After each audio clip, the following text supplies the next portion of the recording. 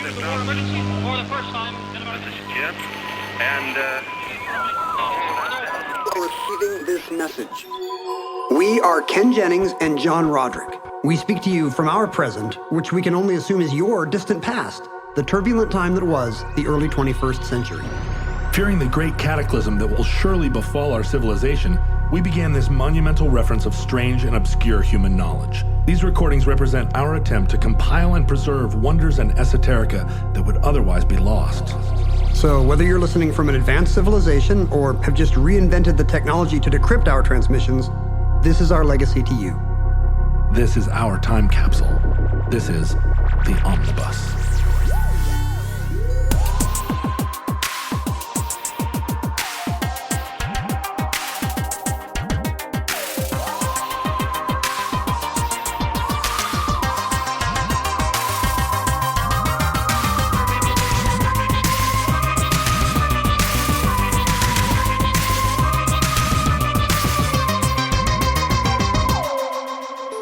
You have accessed entry 777.1C1115, certificate number 33732, Merkins.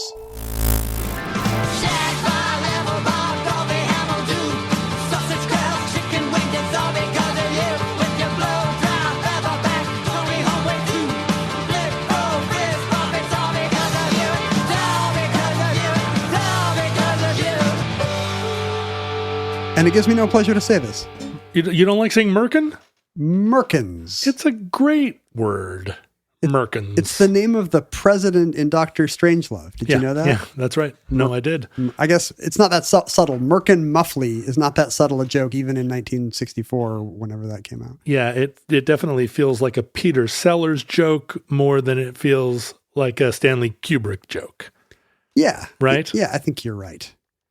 Yeah, it feels a little on the nose. Even, well, it's a little Monty Python too. They would have. I don't know what sounds like a Stanley Kubrick joke, given my idea of him as kind of a, weird, joke-free individual. Yeah, sterile, half British weirdo. The term Merkin actually dates back to 1617, or at least that's the first recorded instance of it. I think it would be funny if they knew that was the date that some guy made it up, because it's like Samuel Pepys in his diary.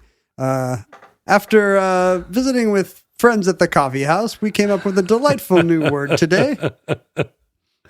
No, in fact, it's it's a word that kind of has it has an etymology. It's an etymology somewhat in dispute. It's probably from Malkin, which was a Malkin? Yeah, which was a sort of Malcolm Cockney. X? No, like a Cockney word for like a low-class girl, but it also may be from American. No, like American? No, like Merkins. Oh, like I thought you meant like American. I'm proud to be American because at least I know I'm free. No, like a diminutive for the word Mary, like American. Oh, I see what you're saying. like Munchkin or do we use kin for diminutives anymore? Yeah, Archiekins. Archiekins? Yeah, which is what Veronica calls Archie a lot of the time. She calls him Archiekins? Archiekins. When was the last time you read an Archie comic? She wasn't calling him Archiekins. Archiekins. If you ask me, gun to my head, what does Veronica call Archie? I would say Archie. No, she calls him Archiekins because it's a way of, diminutizing Archie. Is the idea that she's wealthy and she can use a little pet name for him? Archiekins. Like he's a little lapdog? Yeah, it's a way of kind of putting Archie on his heels. What does Betty call him? I think Betty calls him Archie. What does Veronica call Reggie? Regiekins? I think she does. I think she calls him Regiekins. I mean, not always. I think, Jughead calls him Arch or buddy or pal. Do you think that's what mannequin means? Do you think it means like a little man? A mannequin? What about a and pumpkin? A merkin? Is it a little pump? A pumpkin is a little punk. But a pumpkin is actually called a pumpkin. Yes. So it's a little punk. You've never said pumpkin in your life. I try not to. You have a religious objection. Yeah. But I guess like with the Walrus Bone show, we should point out to people listening to this in the minivan on the way to the St. George, Utah Costco with their 6 glacially blonde children. Right. If you are not familiar with the word merkin and have not yet pulled over to look it up on your phone, this is another Usyk show where eventually we're going to say, eventually we'll have body parts in it. Eventually we're going to use some words for some genitalia. And so if you have sensitive listeners, or if you don't, or if you're eating dinner and you don't want to talk about this stuff, maybe go to the next Ken show, which is probably about some kind of math equation that you can't really parse, because he can't parse it either. It'll be about something wholesome. It'll be about Norman Rockwell, or yeah. It'll be about the Quaker Oat guy. What's his deal? He looks so happy. He is happy because he's regular.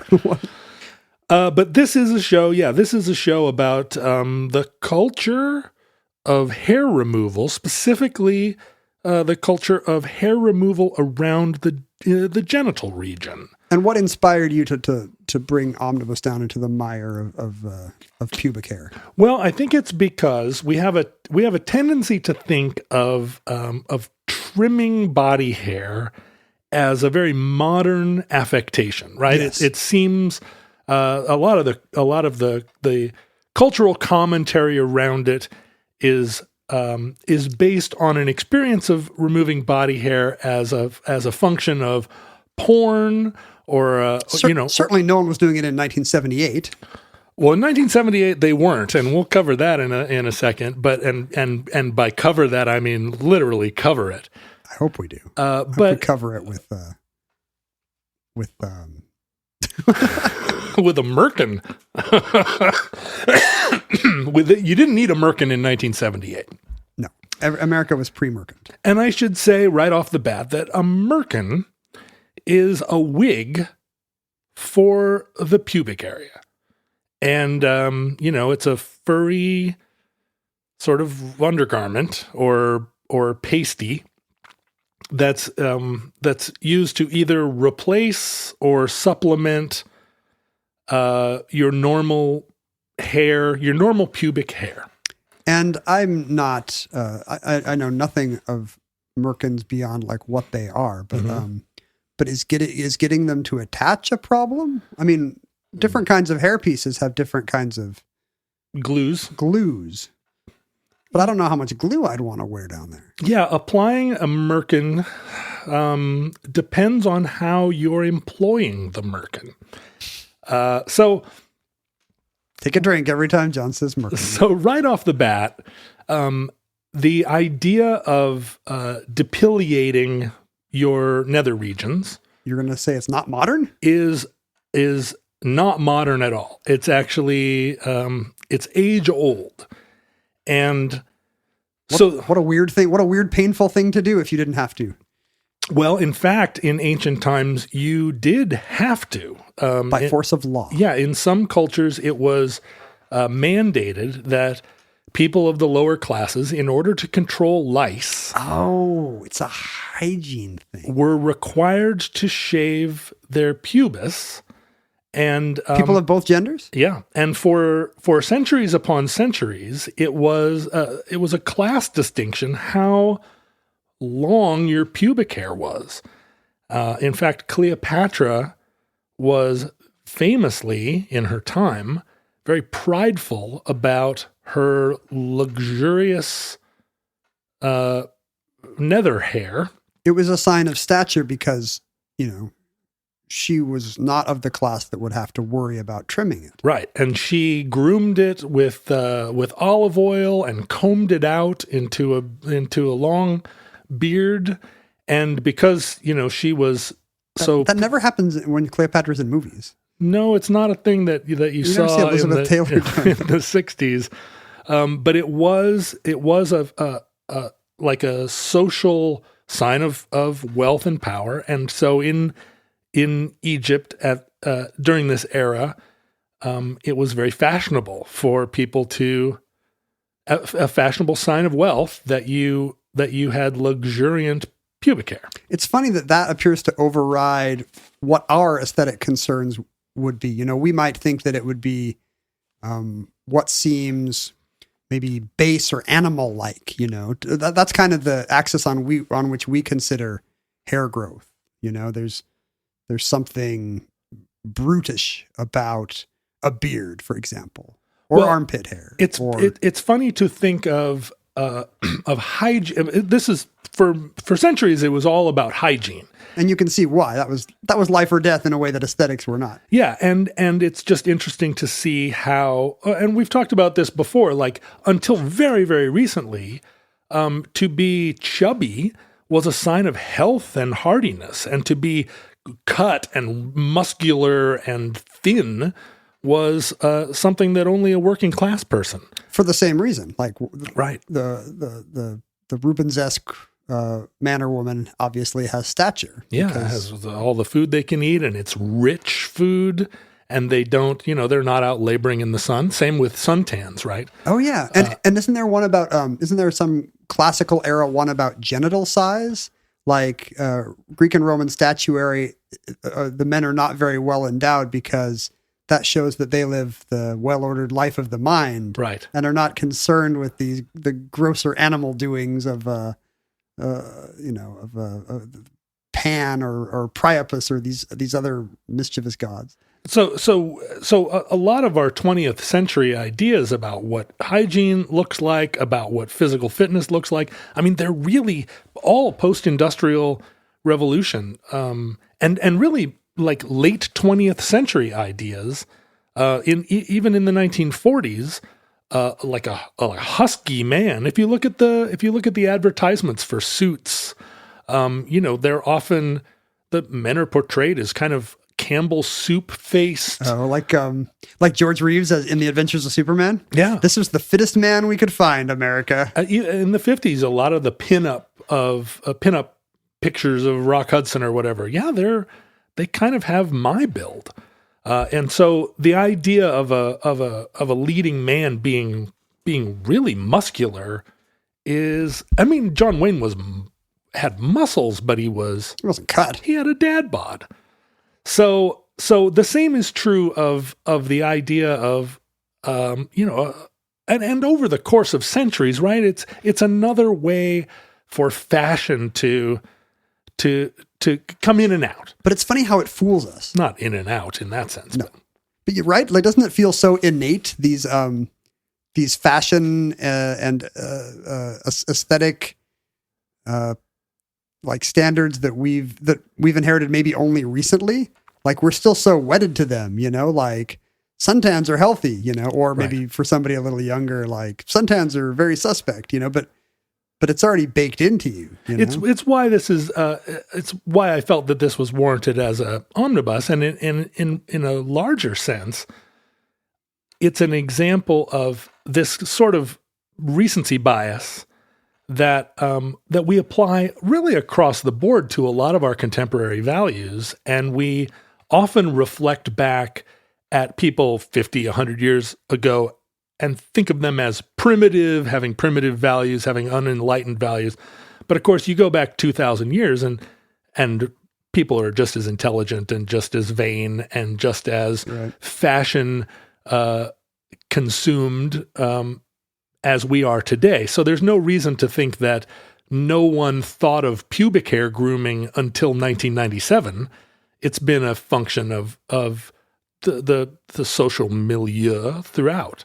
Before we get back to pubic hair grooming, which is not a clause I've ever said, I wonder if the speed at which beauty standards change will start to slow or even flatten altogether now that there's kind of iconic moving video of beautiful people from all eras going forward now. Like you watch silent era movies and you're like, these men and women are supposed to be attractive, really? Like, the best looking man was Rudolph Valentino, and the best looking woman. I mean, they all just have kind of these odd, exaggerated looks that back then were the peak.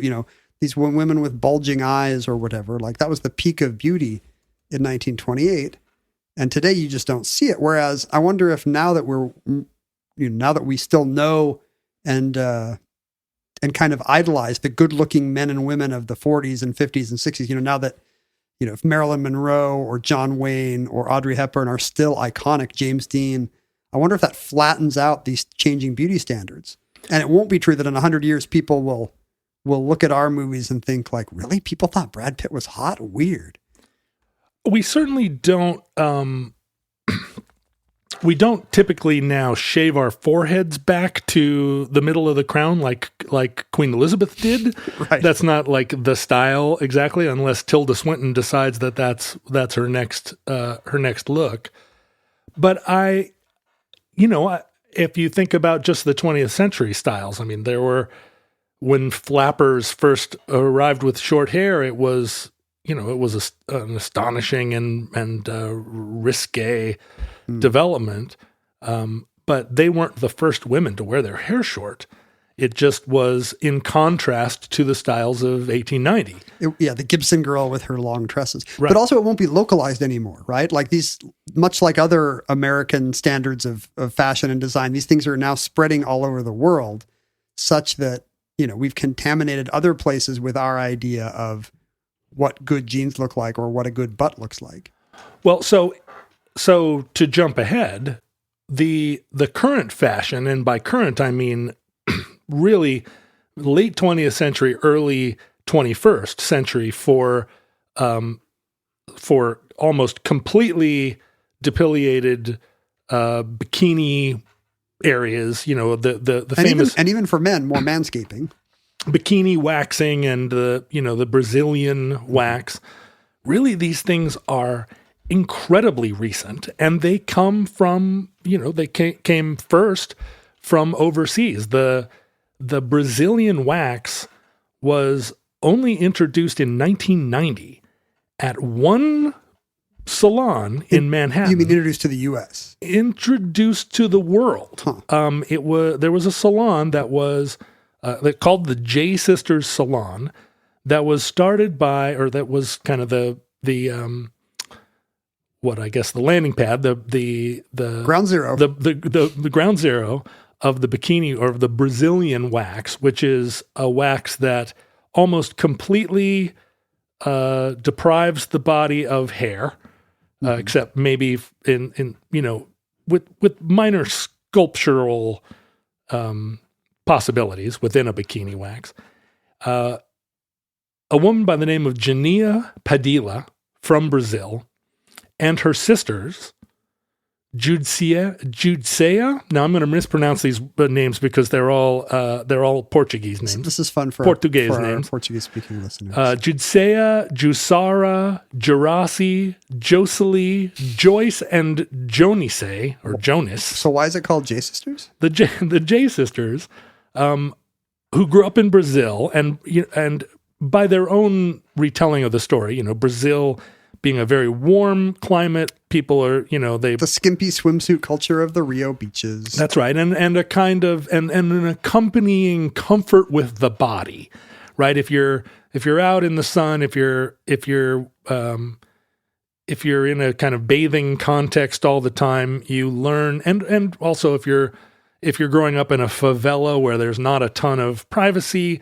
everyone is much more comfortable with the body and the bodily functions. This is their self-mythology. Is the narrative that you are you have to be pretty comfortable with many details of your own anatomy to go 100% Brazilian. Otherwise more hair is a nice kind of masking mechanism where you don't have to face up to all the realities of what you got. No, more that that the a large pubic hair, a large area of pubic hair, doesn't quite go with the advent of the bikini. Sure. It's just messy, and the bikini is only since 1946. Prior to that, most bathing costumes had a sort of skirt element over the panty, and for men too, most bathing suits were, what would you say, shorts, yeah. Right? Not trousers exactly, trunks. But trunks. There you go. Thank you. So, so body hair was, like shaving the armpits is also as old as time. For body lice reasons, and it's not as old as time. Well, literally as old as time. The universe 12 billion years old. If you look at all the arrowheads, about half of those are actually razors to shave off body hair.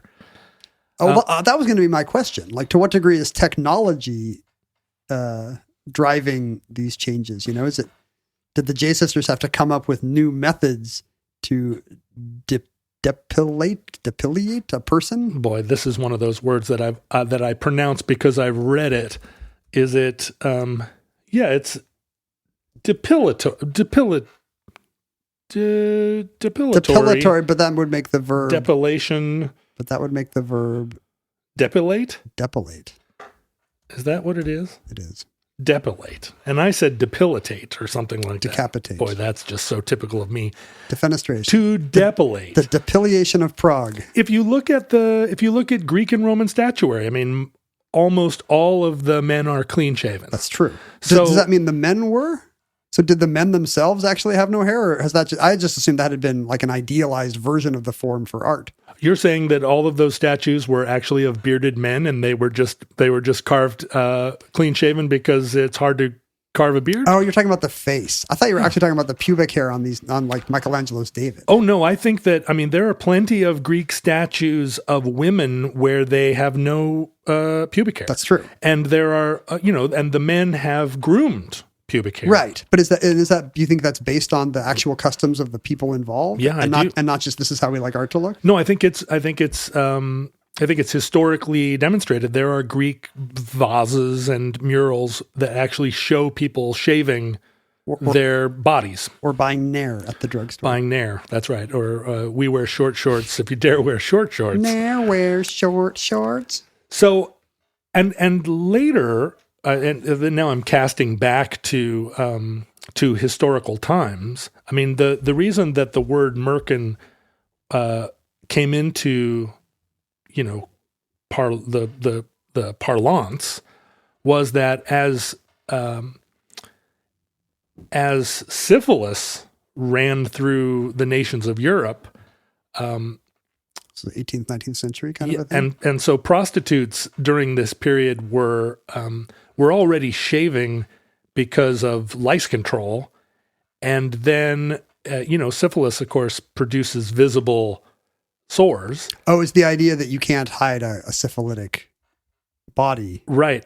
If it's shaven. But you can if you have a merkin. And so this became a popular appurtenance or I guess undergarment of a kind among prostitutes. And they would have to, and this is, one of your early questions about how do you affix it, you would need to actually glue it to oneself in order to. Right. That's not a place where you can hide a belt, for example. Right. You can't wear it as a whole construction.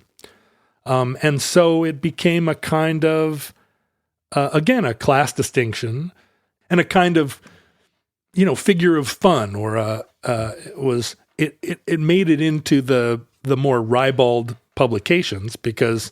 So let me get this straight. Our common use case is a sex worker who needs to stay shaven for lice and hygiene reasons, but also wants to conceal evidences of venereal disease. Not just conceal evidence of venereal disease, but appear to be a woman of higher class, right? Because again, the classier, social classes that were higher up than prostitute, and would have worn their hair longer. And is it more like mascara, where everyone knows you're wearing something down there, but we don't care, we like the look, or is it more like a hairpiece, where the idea is to actually make people think they're seeing real hair? I think the latter, in the sense that most sexual encounters happen even now by candlelight.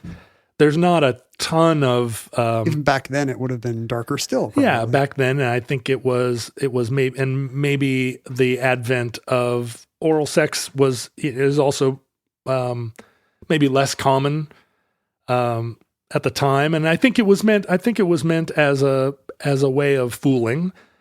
But pubic hair was a fetish item during this period, so much so that that during the 17th, 18th, 19th century, it was like a little clip of pubic hair was thought of as a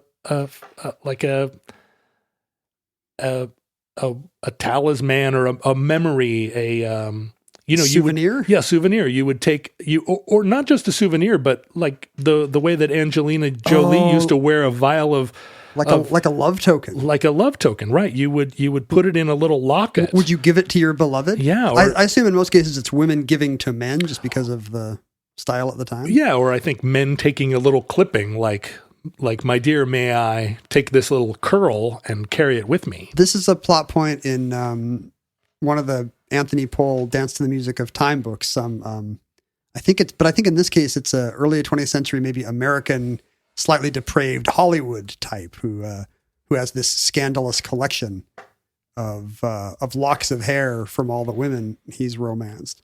But I guess that's an older trope than the 20th century. Well, yeah. In fact, even now at the museum at St. Andrew, there is a little snuff box as part of their collection that belonged to King George IV, where he had a lock of pubic hair from one of his mistresses that he kept in a little snuff box. At St. Andrews, like the golf course? At the college. Oh, okay. And it survives to this day. I don't know how his wife, Carolyn of Brunswick, felt about it, but he probably kept it in a snuff box for a reason. I mean, it's great for DNA if you want to regrow Hanover era royal mistresses, right? Like Jurassic Park. Who wouldn't do, right? Like spare no expense. So it was only, and I think the advent of the bikini, a more recent motivation or it was the beginning of the late 20th century motivation for people to keep it at least scissored back or trimmed. And that persisted throughout the 60s. And then, as you mentioned earlier, in the 70s, a return to the political motivation or the political social motivation of a return to nature, a kind of rebuke of vanity and modern anti-sex meant that hairy bodies and hairy pubic areas again became a fashionable statement. Because I assumed it was just, the technology didn't really exist. There wasn't an easy way. But what you're saying is people preferred it. It seemed more honest, and it kind of goes with the hippie view of sex is something natural that doesn't have to be gussied up by all this artificiality. And kind of funnily, it actually coincided with the arrival of pubic hair in Playboy magazine. Throughout the 60s, you didn't really see pubic hair in the magazines. It was, most of those nude pictorials were topless. Yeah, they also didn't have not pubic hair. They were just ambiguous on the question. Right. And it was in the, the late 60s, early 70s, and this was kind of a source of a lot of hand-wringing at the time. But the advent of pubic hair in the magazines kind of like foreshadowed a I don't know if you can even call it a resurgence, but a new fashion for luxuriant hair. Wasn't it Our Bodies, Ourselves, or one of those 70s sex guides that famously had the extremely hairy couple? Super hairy. Like the guy's got some ginormous, beard like he was a Major League Baseball player or something. And and that was the definition of sexuality for a generation. Yeah, it was. And I think that you're onto something when you then equate that with maybe not, when you say more natural, you say also kind of more animal. And that we were leaving behind this is a 70s assumption about what sex was like in the 40s. A belief that people were repressed and that people were sexually ill-informed or naive. And that's, if you read Hollywood Babylon, it turns out that's not actually what was going on the ground. Well, weirdly, in the 1940s, people had children as a result of having had sex. So there was sex happening even back to ancient times. None of us would exist today if people hadn't had sex in the 1940s. And a lot of that sex was not very repressed. I think a lot of it was. Actually, I take it back. We could have gone with a decade of no sex in the 40s as long as people had been very procreative in the 30s and the 50s. We would still survive as a species. I think we could go 10 years without. I think in the 1950s, people made up for the 1940s. The 1950s are going to make the 1940s look like the 1920s. I mean, if we've learned anything in the modern era, it's that pretty much any object can be fetishized and become a repository for sexual energy and fascination. And that's certainly true. I mean, if a Pokemon can be fetishized or a pair of overalls, and boy, or whatever, can it, then certainly like a certain look of pubic hair is ripe for that kind of fascination. Because this is a taboo conversation, and because it happens within the boudoir and is something that men are showing off their little snuff boxes and women are giving one another grooming advice behind drawn curtains, it is then susceptible to a lot of misinformation, a lot of assumptions, a lot of presumptions. So that in the 1970s, the idea of sex positivism and of body positivism seemed novel and largely, I think, or maybe not largely, who knows, but again, it was the narcissism of your space and time to believe that, to have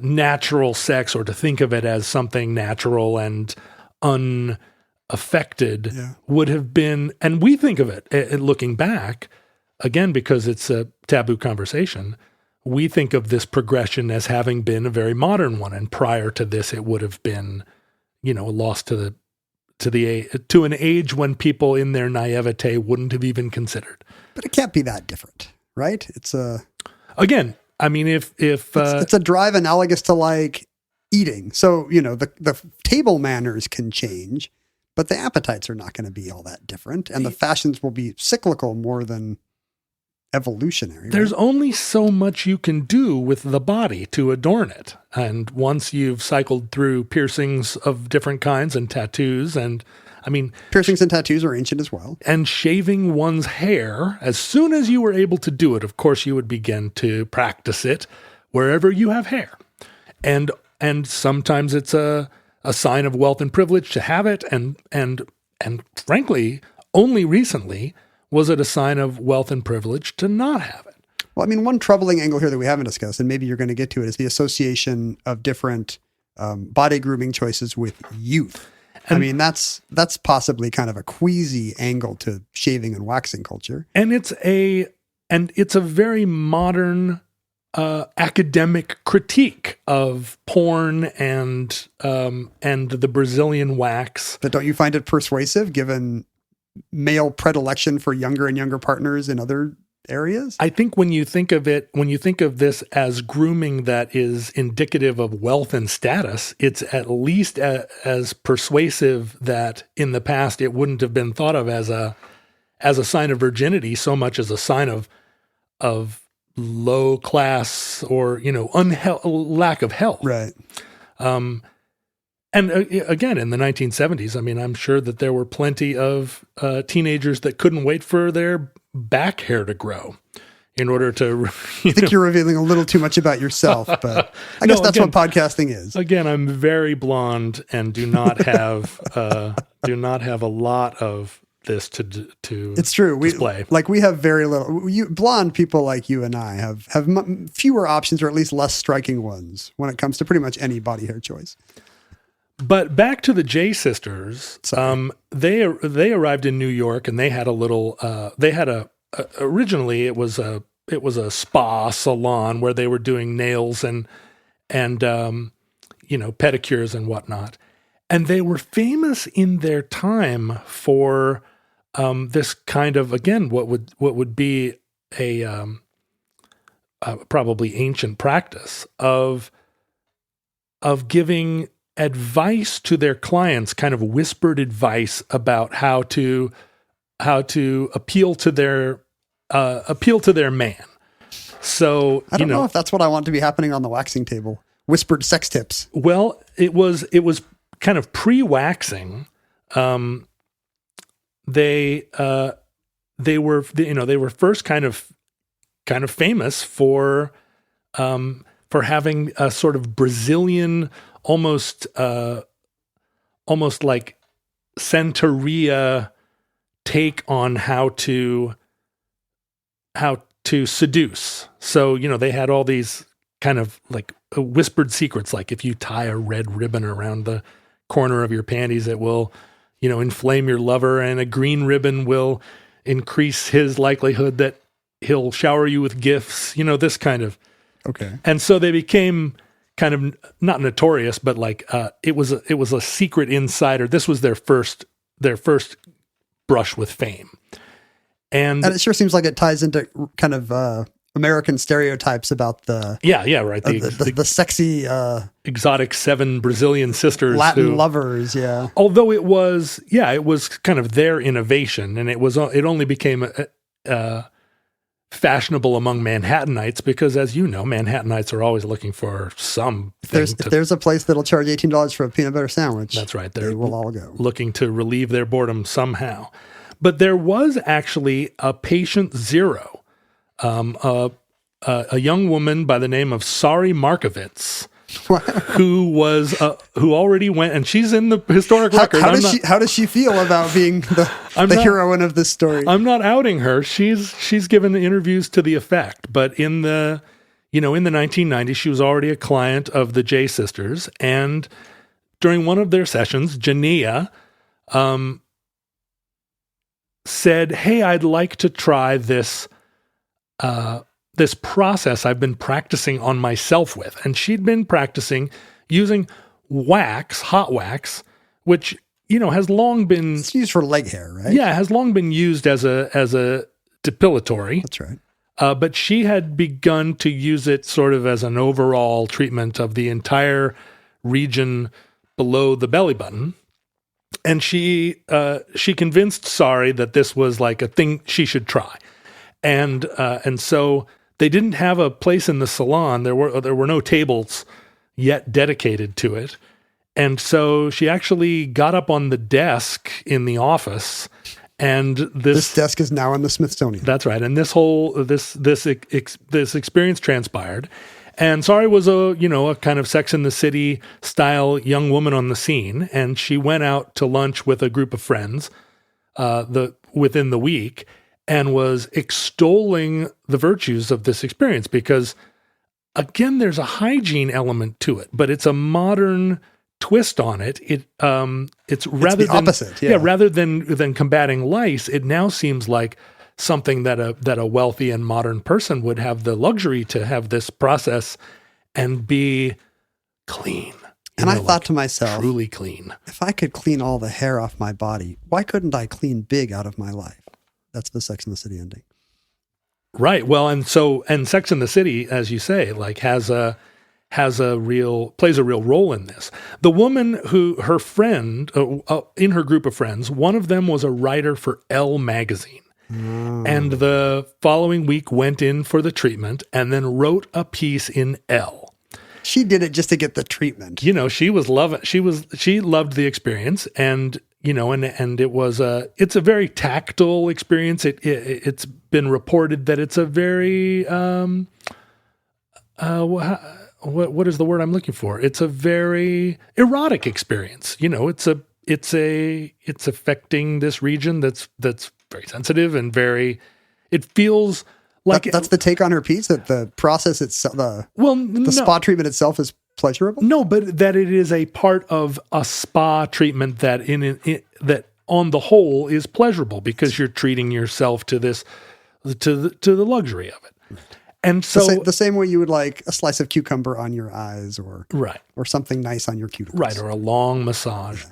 And so as a result of this Elle magazine article, it becomes all the rage among models and celebrities of the time. And the list of clients of the J Sisters sort of encompasses all of the supermodels of the 90s and all of the hip, the hip cats. And it then is the subject of a Sex and the City episode, but also no less a star than Gwyneth Paltrow comes out extolling the virtues of this process. She says, this has transformed my life. This is the first time we discovered this about Gwyneth Paltrow, right? That she would want to write a lengthy blog post about every weird placenta-based thing she ever did. Right. This is her big. This is the thing that puts the Brazilian wax on the map. Is a combination of the Sex and the City episode and Gwyneth Paltrow's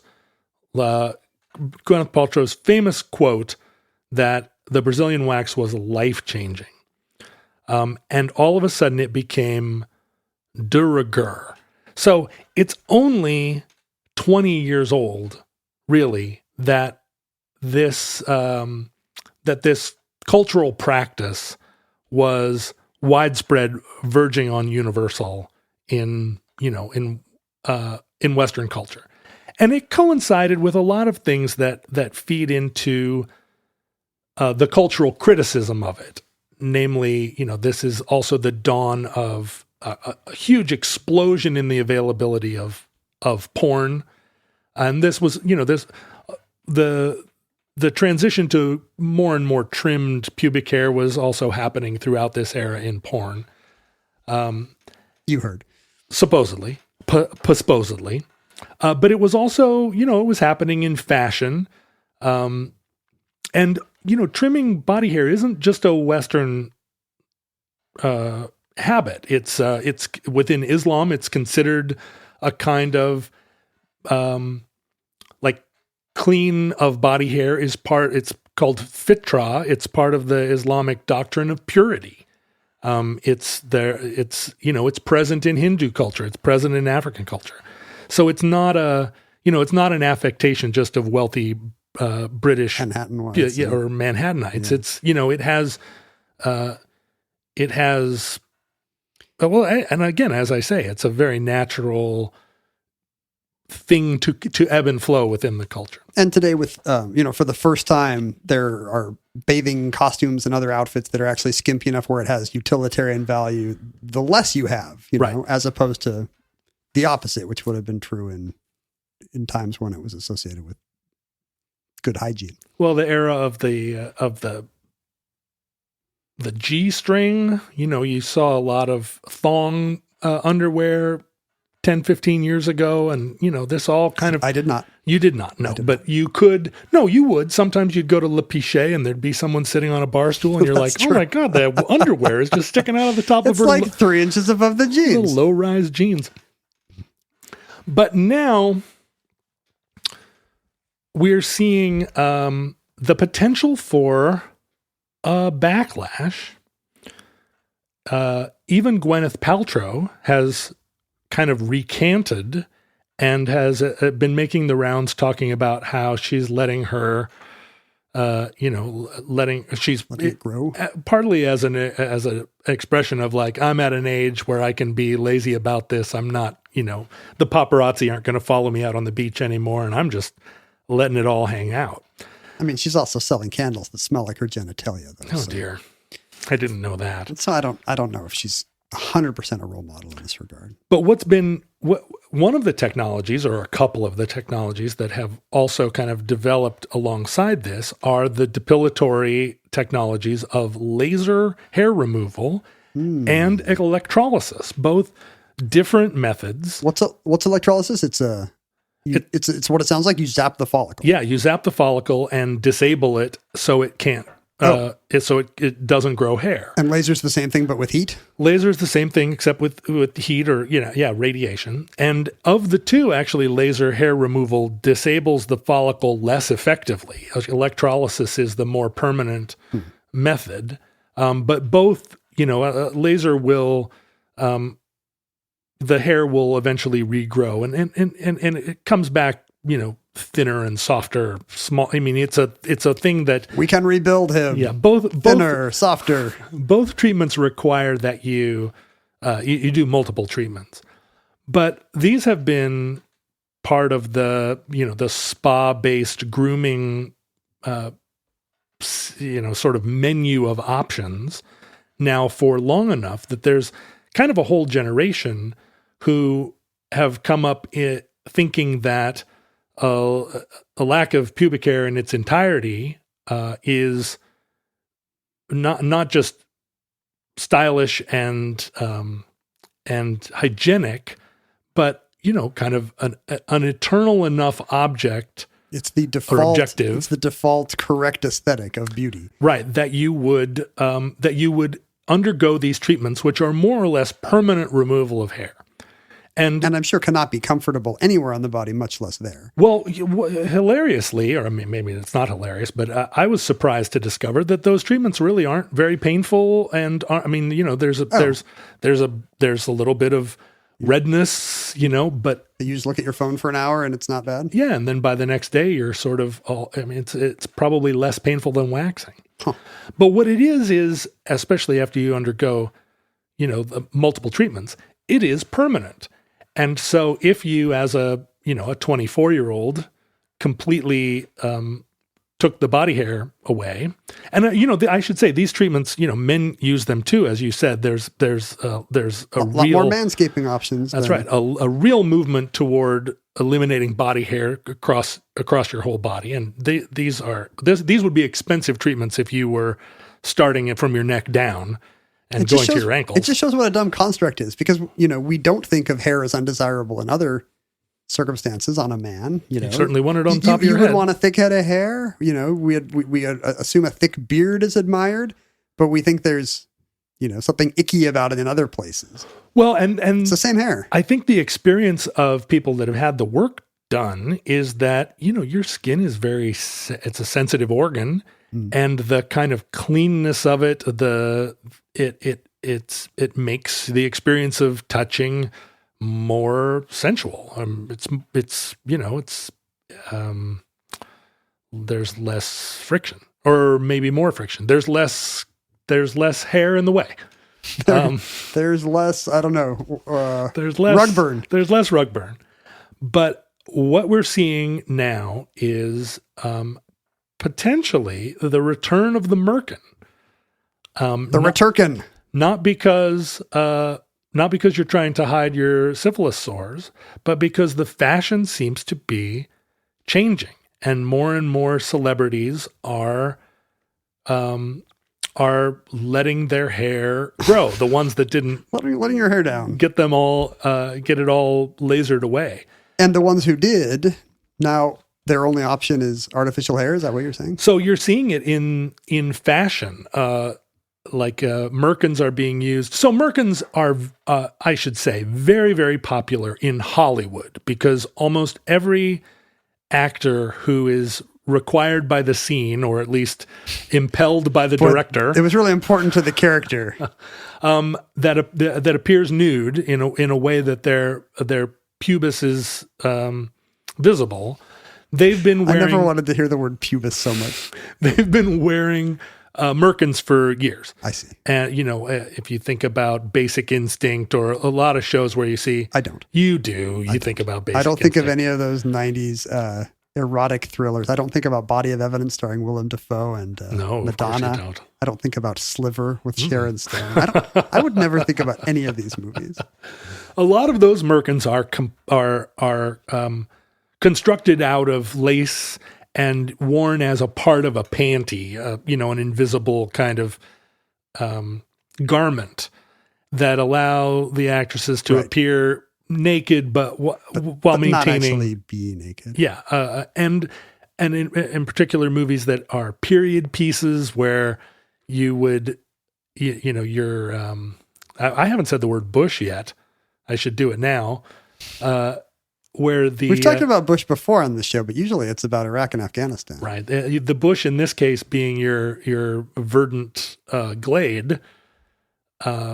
Depending on the era of the film, if you're making a film about World War II, you're going to have a different covering. That's true. You're going to have a different region than a typical actor of the present. You're going to day spend a would day wear. with a costume person, Right. and then a day with a Merkin person looking at the historical record. And really, most Merkin, most high grade Merkin, are made out of human hair. Are you implying that the plural of Merkin is Merkin? Yeah, I believe so. that- Most Merkin. Is that true of gherkin as well? I believe it is. I would like to eat 3 gherkin with my Please sandwich bring more gherkin to my table. to my Merkin. In like historical Merkin were made out of horsehair or goat hair, but human hair has always been the prized source of Sure. Merkin hair. Just like nicer wigs. To the extent that this was one of the profit centers for people who were grave robbers. This is back in the 18th century. Grave robbers were out looking for old rings and necklaces, but once they had unearthed a corpse, they could shave the hair. Oh, wow. The hair survives. Yeah, huh? and sell it as Merkin hair. And Merkin hair would then be, straight hair would be more or less permed in order to duplicate the effect of real pubic hair. But so now we're seeing Merkins arrive back on the scene, and it feels like maybe this episode of Omnibus is right on the cutting edge of a return of more prolific body hair. You want to prepare the future for the, because we're at a cusp right now. You think Merkins have always been part of the drag community because a drag artist would use a Merkin to kind of simulate whatever gender they were performing as, and all of this is now creating a kind of, I think, a vibration, if you will, in the culture where potentially there will be a demand for expensive designer Merkin. We'll call it the triangle trade. As more and more people are maybe rueing the decision in 2007 or 2017 to have themselves depilated. I would assume the trend is going to be toward, no wrong answers, just like it is in many other aspects of life and sexuality and attraction in particular. Now there's going to be nothing wrong with admitting you're the kind of person who prefers this kind of grooming or prefers a partner with that kind of grooming. They're all going to exist at once, which I guess means possibly a series of more and more versatile and outlandish Merkins. Well, with the caveat, as we've kind of discussed throughout the episode, that everything to do with the body now is political, and so there are, as we've explored over the course of the run of this show, there are as many theories as there are grains of sand on the beach, and depending on what theoretical take on body positivity, sexuality. Does it count as virtue signaling if you're only signaling to people who can see in your pants? Well, it may be that you're wearing your Merkin to the beach with a tiny bikini and let the world, let the chips fall where they may. But it is, I think, already, wearing and this has been true since the 60s and 70s, wearing your body hair is a political statement because it true of head hair for about the same time, by the way. Yeah, right. It feels like you are actively thwarting what you imagine to be the aims of the beauty industry, the aims of the male gaze. But if it's all reaction like that, then it is just going to ping pong back and forth between the poles. Right, and it will very much depend on what message you're trying to send, which, in a way is what it's always been. It's true of every aspect of grooming. It's just, as you say, like there will now all things will coexist, but it will be another way of flying a flag. I'm imagining a future like Planet Earth style documentary describing, the male looks for the signaling on the female of the, of a certain kind of, Merkins mating ritual. Right. Which one of my potential mates will want to have 7 children, and which one of my potential mates will want to open a dog grooming facility? And that concludes Merkins. Entry 777.1C1115. Certificate number 33732 in the omnibus. Futurelings, if you're still listening at this point. Futurelings who have a strong stomach. Hello. I don't think it's not a matter of stomach. It's just, would you want to hear 2 middle-aged guys shoot the bull about Merkins? Maybe. I think most futurelings will, and including those who maybe turned this off in the car, but will return to Omnibus After Dark. Please feel free to send us firsthand Merkin testimonials that we were not able to provide. I don't know how much you want to say that, Ken. We're going to get some lockets. Lockets. If you, podcasting metric does not allow us to see like a presidential debate or maybe a Super Bowl would, it doesn't let you see the ratings decline over time. Right. Over the course of the event. Do you feel like this is the sound of brakes screeching on the highway? But if you're, again, speaking of fashions of the time, we were on social media, displaying our own grooming and virtue signaling at Omnibus Project, or I'm at Ken Jennings. You can find John at his Patreon, patreon.com/John Roderick. The Patreon for the show is patreon.com/Omnibus Project. Ken is by far the cleaner of the 2 of us. Wouldn't you say you're hygiene wise? Well, no, I mean, we both have good hygiene. We both showered this morning. I'm talking not about together usually. Typically, no. I'm talking about just in general, you appear more regularly. I mean, you get a haircut more regularly. You never grow a beard. No, but that's just, again, like that's nature. I don't have the choice there that some people do with my beard is pretty scraggly. So yeah, maybe I need what would you call a face merkin? Face merkin? A face merkin. That's what I need. So you can support the show at patreon.com/Omnibus Project if you want to continue its furtherance or possibly further its continuance. Maybe you should, if you are supporting the show, you should double your support to account for the 25% of the listeners who have bailed on Omnibus. It's after true. the Usyk show. Even if you didn't like this particular entry, consider if I hated it less than others, how can I make that support known? You could email us at theomnibusproject@gmail.com. You could certainly send us things. Here's something we got in the mail. It's a card from whom? Oh, there's no name on it. Oh, there it is. Christy. Christy visited Yellowstone. Hi, Christy. You didn't get to go this week because of traffic, etc. No, I was trying, but I didn't make it. And she went to one of the penny squisher machines and got this, what am I looking at here? Old Faithful. It's some kind of canyon in Yellowstone. What is it? Grand Canyon of the Yellowstone, I think it's called. It says Yellowstone National Park. It's a squished penny. And after she squished the penny, her mother came over and said, "Are you sure this is the penny you put in?" So apparently, apparently my messaging on the conspiracy is spreading. Are you sure this is the penny you put in? I'm going to start walking up to people in airports and just whispering that as I walk past. Are you sure this is the penny you put in? What's the frequency, Kenneth? We also got a note from Chad in Mobile, Alabama. I said that wrong before. Mobile.